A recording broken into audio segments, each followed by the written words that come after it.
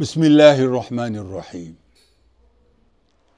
Innal ahda kana mas'ula. Wengi katika sisi walisikia kwamba kuna zawadi kubwa itatoka ya kutufaa sisi kama binadamu, mbali waislamu na hata wasiokuwa waislamu.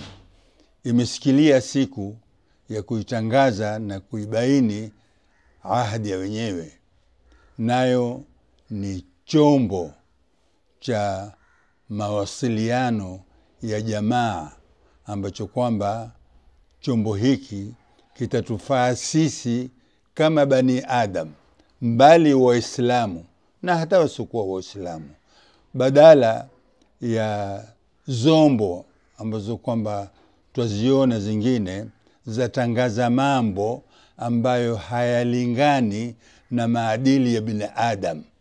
Zatangaza mapicha saa nyingine machafu, maneno machafu, mizozo isokuwa na maana, matukano haya na haya.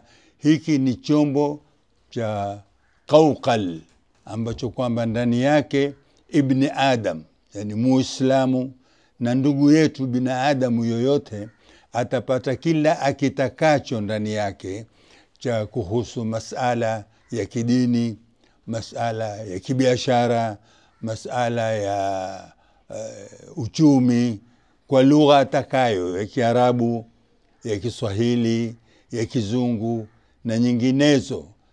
Chombo hiki cha mawasiliano ya jamii hakitakuwa hapa Kenya tu, bali kitakuwa ulimwengu mzima.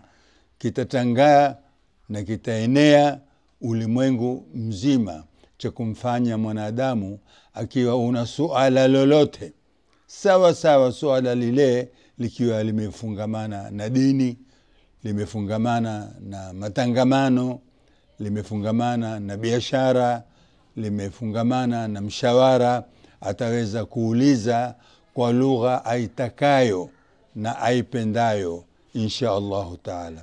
Kwa ajili hiyo tuwakurubisha katika qawqal, ambayo kwamba ni badala ya zinginezo ambazo kwamba hazilingani maadili yake kwa mwanadamu aliokamilika murua na tabia njema.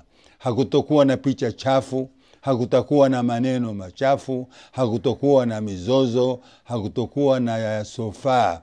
Yote atakayokuwemo ni yenye kufaa.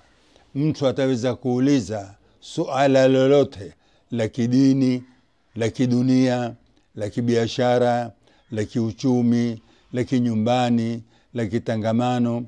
Ataka kujifundisha, lau ni mwanamke, upishi, kazi mbalimbali, atazipata katika qawqal. Kwa ajili hiyo, ndugu binadamu, karibu sana katika qawqal. Kajiandikishe, kajiweke, tuwe pamoja katika kutumia chombo hiki. Tunachokizingatia ni chombo cha murua na tabia njema. Hii ndio zawadi nilowaahidi siku za nyuma.